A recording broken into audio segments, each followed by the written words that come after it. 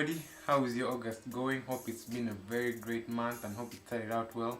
Last week we weren't able to post a video. We were at the School of Ministry by Financial Ministries. I hope you were able to tune in. If you haven't, I hope and I still believe those videos are up on their YouTube page. Such a great week, so much ministered by Apostle Grace. It was a fantastic time and you should re-listen if you even were there. If you haven't listened, please go and watch those. I implore you, it's something you shouldn't be missing.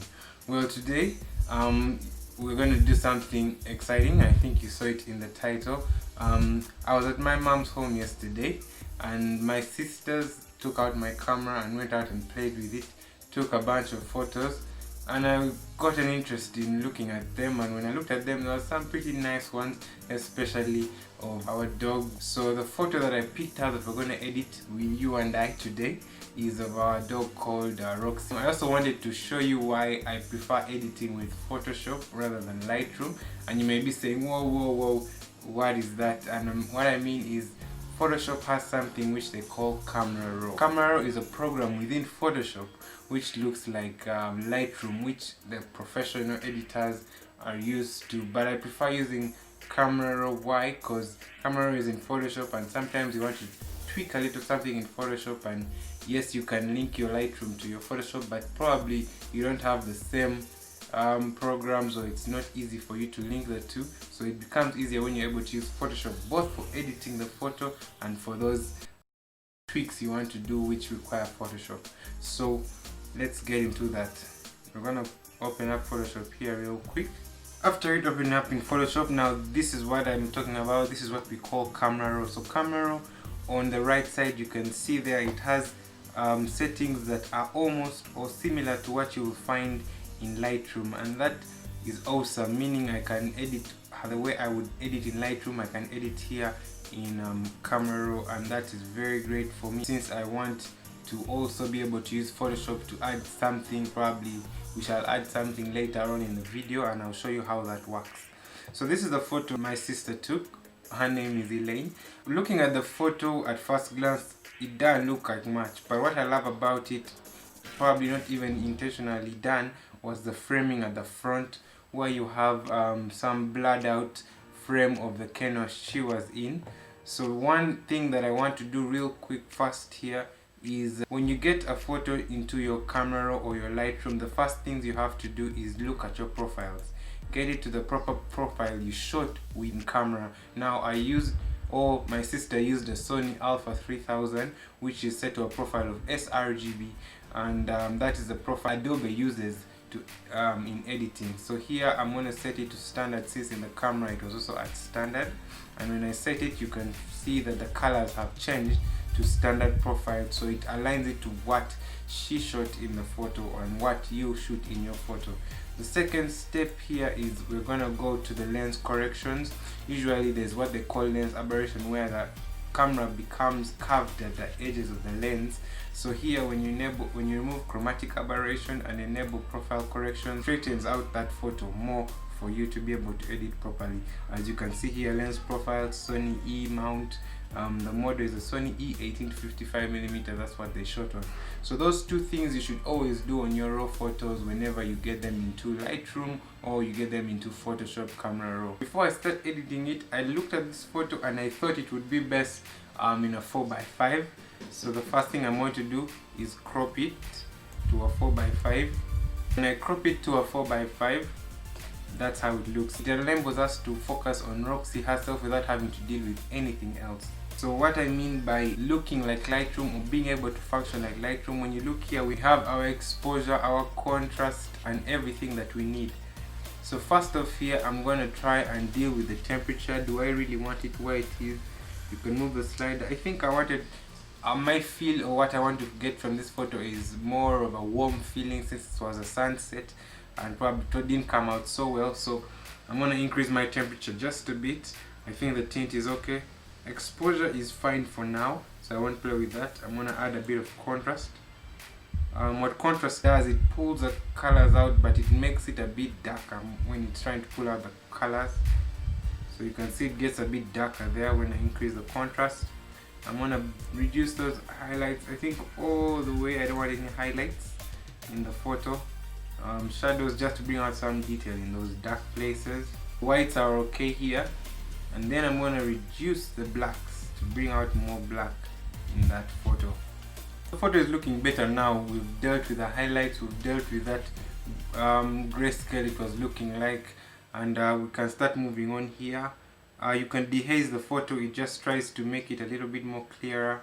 You could play with dehazing or clarity, whichever you prefer. I always prefer dehaze. Clarity adds a bit of sharpness, which looked a bit fake for me in my own opinion. Vibrance and saturation, we shall leave it there. The next thing we're going to go to is the tone curve.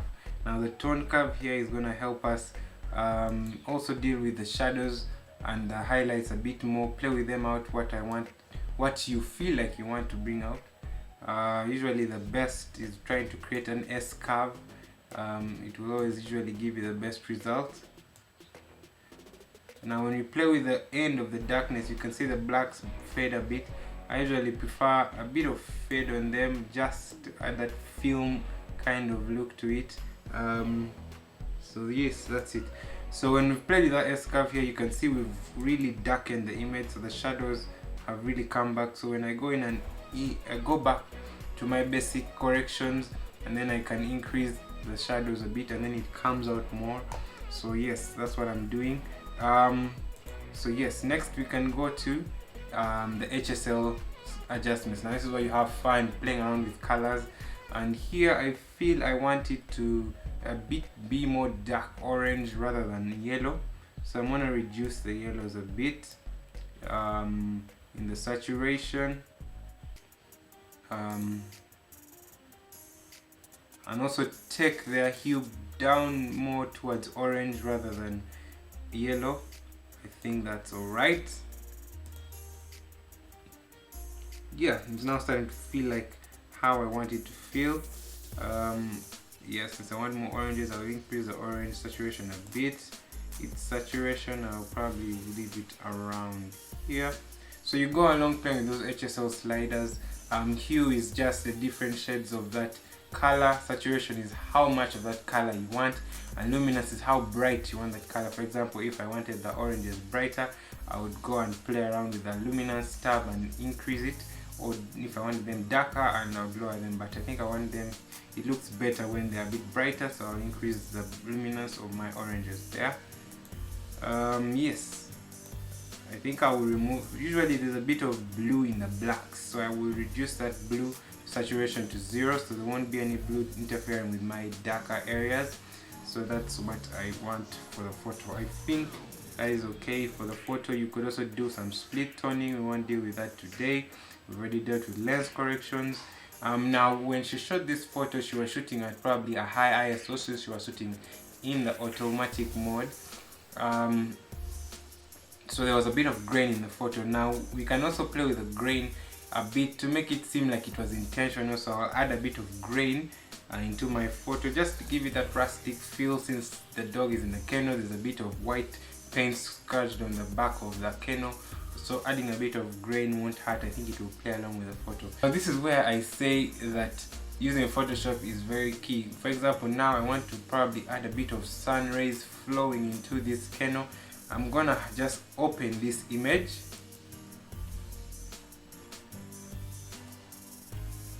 and there it goes. It opens up in Photoshop, and I'm able to add what I want to add. So here I wanted to add just a bit of sun rays, because it was shot at sunset. It wasn't really showing a lot in that photo, so I'll bring my image in.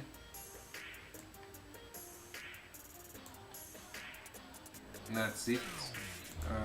Change my blending mode to screen and see if it helps. So there, it deals away with the blacks. Reduce that opacity just a bit. I feel it's a bit big right now. So since there's a bit of edge, you could see the borderline of that stock image that I brought in, and I want to make it with this picture. I'm gonna have to use the brush tool. First of all, I will create a layer mask. I'll click on the add vector mask tool down in the corner there, a circle in a rectangle for the symbol. Come to the brush tool, put it on, and there I'll put black. Black usually means erase. And I'm going to make sure my hardness is at 0 so that it's a soft, clean cut when I try to remove that edge. So you can see the edge going away, so it's not going to be so evident in the photo. Yes, so I feel that makes it better. That's the photo we have right now. So probably you want to go back to camera raw and edit it a bit. You could just press Shift Ctrl A and it will open camera raw again. You're able to deal with the small things you want to deal with. Let's say you want to add a bit of exposure, reduce more of those highlights and contrast, a bit of contrast. Then you say OK, and then it puts those edits in that image so it makes it the way you want it. So yes, so that is my edit. I had fun editing her photo. I feel like I should be teaching them more about photography, but hey, it's their choice to know if they want to learn photography. I hope you enjoyed it. I hope it shows you that you can use Photoshop to edit your photos very well, the same way you would do that in Lightroom if you don't have Lightroom. But if you want to use Lightroom, please feel free. I use Lightroom myself at times, but I feel when you want that run and gun edit, this is a very great way you could do it. So I hope this value to you. Like this video, subscribe to the channel if you haven't already. It means the world to me. I love you. God bless you. Hit that notification bell so that you get notified every time we post a video. Bye bye. See you. First off, this chicken.